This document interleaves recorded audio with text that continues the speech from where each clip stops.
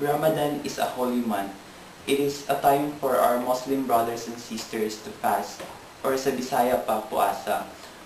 Hindi lang ito basta-basta fasting for food, but it also means fasting in the sense na iniiwasan mo yung mga loho mo, yung sa pagti-Facebook, paglalaro ng computer, and avoiding all the temptation na nasa paligid mo.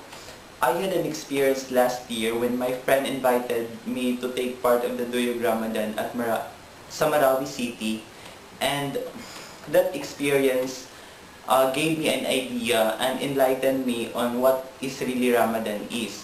And I learned that Ramadan has something to do with strengthening their faith and their relationship to Allah.